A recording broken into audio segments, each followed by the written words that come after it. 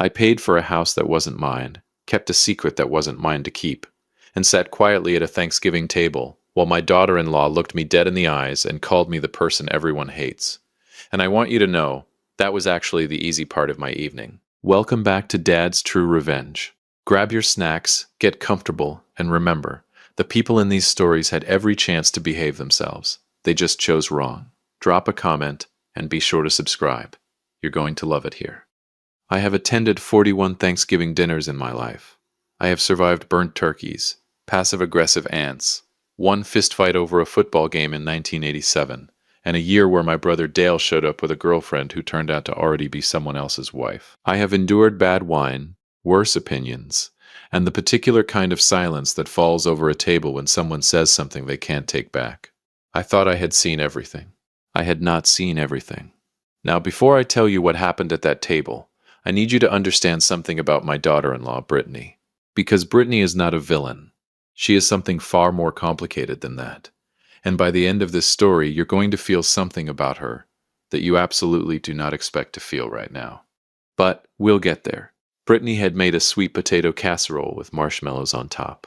Now, I want to be fair. I want to be the bigger person. But those marshmallows were burnt. The sweet potatoes were somehow both undercooked and mushy at the same time, and she had placed it at the center of the table like it was the crown jewel of human culinary achievement. "Britt, this looks amazing," my son Ryan said to her, beaming like a man who had never once told the truth about food. Ryan has been lying to that woman since the day he met her. That's not my business. That's between him and God. I said nothing about the casserole. I took a small portion, moved it around my plate, and smiled the way you smile when you're 70. 1 year old and you've learned that some battles are not worth the ammunition. My other son Derek was there with his wife Carol, a sensible woman from Ohio who brings store-bought rolls without apology, and whom I have always liked enormously. Their kids, my grandchildren Mason and Lily, were at the small table in the corner, completely unbothered by the adult world and its many complications. Lucky them. My sister Patricia was there too. Patricia is 74, sharp as a tack, and has never once in her life held a thought inside her head for longer than 4 seconds before releasing it into the world. She was already on her second glass of Chardonnay by the time we sat down. And then there was Brittany. Brittany, who had been married to my son for 6 years. Brittany, who had opinions about everything and knowledge of almost nothing. Brittany, who once told me at a Christmas party that she didn't trust people who liked jazz. Jazz. The woman doesn't trust people who like jazz. I like jazz. We talked about the usual things. Football, the weather, whether Carol's brother should have bought that boat.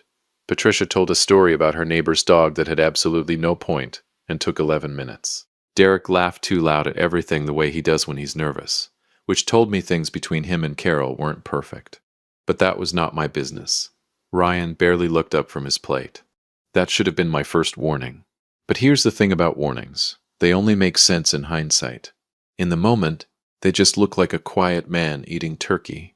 Ryan is my oldest, 43 years old, broad-shouldered, looks like me when I was younger and took better care of myself. He has my eyes and unfortunately also my stubbornness, which means we have spent the better part of a decade finding elaborate ways to have the same argument. He loves me. I know he does. But loving someone and being comfortable around them are two very different things. And Ryan and I had long since settled into a relationship that worked best at a distance of about 40 miles. He lived 42 miles away. We had calibrated this carefully and without ever discussing it. Brittany, on the other hand, was talkative, almost aggressively so. She kept steering the conversation back to their neighborhood, their friends, some renovation they were doing on the kitchen. Always their life. Always performed like we were an audience she was trying to impress or convince of something. I would later understand exactly why she was performing, but that comes in part 2. I drank my wine, I ate my turkey, I let Patricia talk for 11 minutes about the dog. And then it happened. Somewhere between the second round of sides and Patricia launching into a third story that also appeared to have no destination, Brittany looked directly at me from across the table. She had a particular look. I knew this look. It was the look she got when she had been wanting to say something for a while and the wine had finally given her the nerve. I should have excused myself to the bathroom. I did not excuse myself to the bathroom. "You know, Lucas," Brittany said loudly enough for the whole table to hear, setting her fork down with a small, deliberate click, "I've been thinking." God help us all, I thought. I smiled across at her. Is that right? I think that you... She paused, glanced around at everyone like she was about to deliver a punchline, are genuinely the person that everyone in this family complains about the most. She laughed, waited for someone to join her, and when nobody did, she pushed forward anyway. She looked me dead in the eye and said, "How does that even feel? To be the person everyone kind of hates?" The table went silent. And I mean silent. The kind of silent where you can hear the candles burning. Where Mason and Lily somehow sensed something from the kids' table and stopped talking too. Where Patricia's wine glass stopped halfway to her mouth and stayed there, suspended in the air like even it didn't know what to do next. Derek made a sound like he'd swallowed rum. Carol stared at her plate with the focused intensity of a woman who was mentally already in Ohio. And Ryan, my son Ryan, said nothing. He looked at his food. He picked up his fork. He put it back down. He did not look at me. And that, more than anything Brittany said, is the thing I will carry about that moment for the rest of my life. Not her words. His silence. Because there is a specific kind of hurt that only your child can deliver. And it is always administered not through what they do, but through what they choose not to do. Ryan chose not to do anything. Now, I want you to hold that image, because everything that happens in this story, every phone call, every confession, every moment where this family gets cracked open and examined, it all comes back to that. A father, a son, and 4 seconds of silence that said more than either of us had said to each other in years. I sat with it for exactly those 4 seconds. Then I reached out very calmly and set my wine glass down on the table. I didn't slam it. I didn't make a show of it. I set it down the way you set something down when you want your hands to be completely free and your mind to be completely clear. I looked at Brittany. She was still smiling, but it had gotten smaller, uncertain, like she'd expected a reaction and wasn't quite sure what to do with the one she was getting. "Brittany," I said to her evenly, almost gently, "let me ask you something." "Okay," she said back to me, cautious now. "How would you feel," I said slowly, holding her gaze across that table, "if you found out today, not tomorrow, not next week, today, that you were homeless?" "Nobody breathed what?" Brittany said to me, blinking. "If you went home tonight," I continued calmly, "and discovered that the house you live in, the roof over your head, the address on your driver's license, all of it, was just gone. How would that feel?" "Lucas, what are you even talking about?" "I'm asking you a question," I said simply, without blinking. "You asked me one. I'm asking you one." The laugh died. She looked across at Ryan. "And this is the moment I need you to pay attention to." Because Ryan didn't look confused. Ryan looked the way a man looks when a door he has been holding shut with everything he has finally starts to open on its own. He looked terrified. "Dad," Ryan said to me. His voice was low. A warning, or maybe a plea. Probably both. "I'm just making conversation," I said pleasantly, and picked my wine glass back up. Patricia put her Chardonnay down for the first time all evening. That alone should tell you everything about the gravity of that moment. Derek cleared his throat loudly. "So, anyone want more rolls?" Carol made rolls. "They're from Walmart," Carol said automatically, and then seemed to realize that was perhaps not the priority right now. Brittany was still looking at me.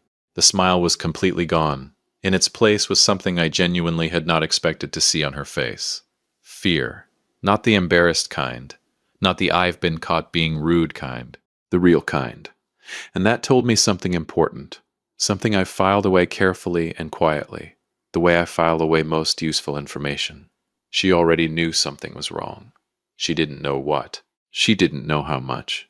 But somewhere underneath all that performance, and that casserole with the burnt marshmallows, Brittany already knew that the foundation of her life was not as solid as she had been led to believe. I had just confirmed it. Ryan picked up his fork again. His hand wasn't quite steady. I finished my wine. Outside, the November wind pressed against the windows, and the candles on the table flickered once, all together, like they were trying to tell us something. Now, I should tell you what I knew. I should tell you what I had been carrying alone for 8 months. What started on a cold March afternoon when Ryan sat across from me in my kitchen, red-eyed and ashamed, and told me everything. But here's the thing about secrets. They have a weight to them, and before you can understand how heavy this one was, you need to understand what it cost me to carry it. If you've made it this far, do us one quick favor. Subscribe. A lot of people watch without ever doing it, but it costs you nothing and means everything to us. Thank you, genuinely. Here's something nobody tells you about keeping a secret for 8 months. It doesn't get lighter, it gets heavier. Every single day, it adds another pound. And by the morning after that Thanksgiving dinner, I was carrying so much weight I'm surprised the chair held me. I have always been an early riser. 6 a.m., no alarm, every single day of my life. My late wife Margaret used to say I woke up early because I was afraid the world would start without me. She wasn't entirely wrong. I like to be ahead of things. I like to see them coming, which is precisely why what Ryan had done, to himself, to his family, to me, had kept me staring at my ceiling every night for 8 months straight. You can't see something coming when the person hiding it is your own son. The morning after Thanksgiving, I was sitting at my kitchen table with a cup of coffee at 6:14 when my phone rang. "Derek, you want to tell me what that was about last night?" Derek said to me, skipping hello entirely. Derek has never been one for preamble. "Good morning to you too, son," I said back to him. "Dad." I took a slow sip of coffee. "It was dinner conversation, Derek. People talk at dinner. People talk at dinner," he repeated back to me slowly, like he was translating it from another language. "Dad, you basically told your daughter-in-law she was about to be living on the street at Thanksgiving, in front of the kids." "Mason and Lily were at the other table," I said to him. "That is not the point. I asked her a hypothetical question," I said calmly. "She asked me one first. I was simply returning the volley." There was a long pause on Derek's end. I could hear Carol's voice in the background, low and indistinct, and then Derek said something to her with his hand over the phone. When he came back, his voice was quieter, more deliberate. "Dad," Derek said to me carefully, "is something going on with Ryan?" I set my coffee cup down. This was the moment. 8 months I had been carrying this. 8 months of watching my oldest son pretend everything was fine. Watching Brittany redecorate a house she didn't know was borrowed. Watching a clock that only I could see tick down towards something ugly and unavoidable. "You should ask Ryan that," I said to Derek. "I'm asking you," he said back to me. "Derek." I kept my voice steady and even. "There are things that aren't mine to tell. What I will tell you is this. Pay attention over the next few days. That's all I'm going to say." He didn't like that. Derek never likes not having the full picture. But he knows me well enough to understand when I've said everything I'm going to say. We hung up at 6:31. By 6:53, Ryan was calling. And here is where it gets interesting. I let it ring twice before I picked up. Not to be dramatic. I just needed a moment to decide what kind of father I was going to be in that conversation. The soft one, or the honest one. I picked up. "Dad." Ryan's voice came through rough and ragged. He hadn't slept. Good. Neither had I. And misery appreciates company. "Ryan," I said back to him. "What were you doing last night?" he asked me directly. "I was having Thanksgiving dinner with my family," I said. "The turkey was excellent. The sweet potato casserole was not, but we don't need to get into that." "This isn't funny," Ryan said to me sharply. "No," I agreed quietly. "It really isn't." A long silence stretched between us. I heard him exhale. That long, slow breath he's done since he was a teenager whenever he was trying to hold himself together. I used to hear that sound through his bedroom door after his mother died. "It is not a sound a father forgets." "She's asking questions," Ryan finally said to me. "I imagine she is," I said back. "Dad, I need you to just..." "No." I said it quietly, but I said it once. The way I say things I mean completely. "Ryan, I have done everything you asked me to do for 8 months. I have kept my mouth shut. I have watched you patch holes in a sinking boat and tell your wife the water on the floor is from a spilled glass. I am done with that." Silence. "The mortgage payment bounced in March," I said to him. "I covered it. I covered April, too. And May. And every single month since then. Because you asked me to. And I love you. And I was a fool who thought you were about to fix it yourself." I paused and let that land. "How much does she know?" "Nothing." "Ryan, how much does Brittany know?" "She knows we've been," he said to me quietly, searching for the word, tight. Financially. Tight. I almost laughed. Almost. "Son, you are not tight. You are underwater. There is a difference between a belt and a tourniquet. A significant one." "I have a plan," he started to say. "You've had a plan since March," I said back to him. The silence that followed was the longest one yet. "And I want you to notice something. Because this moment right here, This quiet between a father and a son on a Friday morning after Thanksgiving is the real center of this entire story. Not the dinner, not Brittany's words, not my response. This, a man who had been drowning for 8 months, and a father who had been holding his head above water in secret, and the moment when the father finally gently let go. "Ryan," I said, softer now, "I'm not doing this to punish you. I want you to understand that clearly. But I cannot keep paying for a life you haven't been honest about. Not with your wife, not with your brother, and not with yourself." I took a breath. It stops this month. I heard something on his end that I think he didn't mean for me to hear. It might have been crying. My son is 43 years old, and stubborn as concrete. And I cannot tell you what it does to a father to hear that sound come through a phone on a gray Friday morning. "Okay," Ryan said finally. Barely a word. More like air escaping from somewhere deep. "Okay," I said back to him. We stayed on the line together for another minute without saying anything at all. Sometimes that's all there is. Sometimes two people just need to breathe in the same silence for a moment before the world starts moving again. He told her on a Sunday. Derek called me that evening to tell me that Ryan had called him first, looking for a lifeline, a loan, anything. And Derek, God bless him, had said no. Gently, but firmly. No. I don't know whether I had told him to do that or whether he simply knew. Either way, I was proud of him. Carol apparently handed Derek a glass of bourbon the moment he got off that call and said to him simply, "Family is a lot." I would like that on my headstone. Ryan sat Brittany down that Sunday afternoon and told her everything. The missed payments. The failed investment. My name on every wire transfer that had been keeping their address theirs for the better part of a year. I know this because Brittany called me herself at 9 p.m. She didn't yell. I had prepared myself for yelling.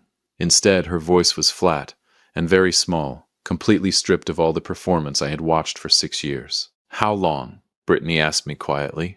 8 months, I said back to her. A pause. "Why didn't you tell me?" "Because he's my son," I said to her honestly. "And I thought he'd fix it. I was wrong about that. And I'm sorry." She didn't respond to that right away. I heard her breathing, thinking, processing the kind of information that rearranges everything you thought you knew about your own life. "Are we going to lose the house?" she asked me, just like that. Direct, clear, no decoration whatsoever. It was the most I had ever liked her. "Not if we handle this correctly," I said to her, and quickly. "Okay," Brittany said to me. Same word Ryan had used. Same exhausted, stripped-down syllable. And right then, for the first time in 8 months, I felt the weight shift. Not disappear, not even close, but shift, which meant something bigger was about to begin. And trust me, you are not ready for how this ends. If you've been listening for a while and want stories like this to keep coming, it really helps if you hit that like button and subscribe. 97% of people never do, but it's what keeps this whole thing running. So, thank you for real. Asterix, I want you to think about the most uncomfortable dinner you have ever attended in your life. The most tension you have ever felt sitting at a table with people you love. Now multiply that by 8 months of silence, one bounced mortgage, and a daughter-in-law who just found out her entire life had a cosigner she never knew about. That is where we are. That is what we are walking into. Asterisk. The Monday after Thanksgiving, I drove the 42 miles to Ryan's house. I didn't call ahead. I have found in my 71 years that some conversations need to happen in person, unannounced, before anyone has time to rehearse. Ryan would have rehearsed. Brittany would have rehearsed. I needed them unrehearsed. I needed them real. I pulled into their driveway at 10:13 in the morning and sat in my truck for a moment. It was a nice house. Colonial style, red brick, black shutters. A tire swing in the front yard that Mason had outgrown 2 years ago, but nobody had taken down yet. Margaret would have loved this house. I thought about that for a second. Then I got out of the truck. Brittany opened the door before I knocked. She had clearly been awake for hours. No makeup, hair pulled back, wearing a sweatshirt that I recognized as one of Ryan's. She looked younger without all the performance. Smaller, more like a person and less like a presentation. "Lucas," Brittany said to me. Not warm, not cold. Just honest. "Brittany," I said back to her. "Can I come in?" She stepped aside without a word. Ryan was at the kitchen table with a cup of coffee he wasn't drinking. He looked up when I walked in, and the expression on his face cycled through about 4 emotions in 2 seconds. Surprise, relief, guilt, and then something that settled into plain exhaustion. I didn't know you were coming, Ryan said to me. I know, I said back to him, pulling out a chair and sitting down across from him like we did this every day. That was the point. Not defensively. More like she needed something to hold her up. So, she said to both of us, looking between me and Ryan. What happens now? And I want you to notice, she didn't ask Ryan. She looked at both of us. Because in the span of one Sunday afternoon, the architecture of her marriage had been completely reconstructed, and she was still figuring out where everybody stood in the new version of it. I reached into my jacket pocket and put a folded piece of paper on the table. Ryan looked at it. What is that? He asked me. It's a number, I said to him. The exact total of what I've covered over 8 months. Mortgage payments, the insurance gap in June, the property tax in September that you didn't mention but I found out about anyway. Ryan closed his eyes briefly. I'm not collecting it, I said to him clearly. I want that understood before either of you say anything. I am not here for repayment. That money is gone and I made my peace with it. I paused, but I needed you both to see the number, because you cannot fix what you refuse to look at. Brittany unfolded the paper. I watched her face as she read it, watched the stillness that came over her, the particular stillness of someone doing math in their head and not liking any of the answers. Ryan, Brittany said to him quietly, setting the paper down. I know, Ryan said back to her. He wasn't looking at either of us. He was looking at the table like it owed him an explanation. Look at me, Brittany said to him. And he did. Slowly. The way you look at someone when you are genuinely ashamed and there is nowhere left to hide. Why didn't you tell me? She asked him. Not angry, something worse than angry. Genuinely wounded. Why did you let your father carry this instead of just telling me? Ryan was quiet for a long moment, and then he said something to her that I did not expect, something that I think surprised even him. Because you married someone successful, Ryan said to her, and I couldn't figure out how to tell you that he no longer existed. The kitchen went completely quiet. Now I have heard a lot of things in my life. I have sat with people in their worst moments. I held Margaret's hand through her last night. I have heard things that broke me and things that rebuilt me. But I want you to understand that sentence from my son in that quiet kitchen on a Monday morning cracked something open in that room that no argument ever could have. Brittany looked at Ryan for a long time. Then she walked over, pulled out the chair beside him, and sat down. Not across from him, beside him. And that small, quiet movement told me more about who she actually was than 6 years of Thanksgiving dinners ever had. You are still that person, Brittany said to him firmly. You are just also this one, and this one needed to ask for help. Ryan looked at her. Something in his face shifted, the way a sky shifts right after a storm passes, and you suddenly remember what light looks like. He reached over and took her hand. I looked away. Some moments don't belong to an audience. I drove home the same 42 miles I had driven that morning. The November sky had cleared and the light was thin and gold the way it only gets in late autumn, like the sun itself was running low and trying to make what was left count. I thought about Margaret the whole drive. I thought about all the things she would have said about this, all the ways she would have handled it better, warmer, faster. She always knew when to push and when to simply sit beside someone. I thought about how I had tried, in my clumsy way, to do both. I thought about that Thanksgiving table, Brittany's question, my glass hitting the table, Ryan's silence. And I thought about the fact that sometimes the most important thing a parent can do is not protect their child from the consequences of their choices, but stand close enough that when the consequences arrive, the child doesn't face them alone. I pulled into my driveway, went inside, put on some jazz. Margaret always said I woke up early because I was afraid the world would start without me. But sitting there that evening, in the quiet of my house, with the music filling up the corners of every room, I wasn't afraid of anything. For the first time in 8 months, I had put the weight down, and Lord, did it feel good to finally just sit. If you like this story, join our community by hitting that like button and subscribing for more real, raw, and family-centered stories.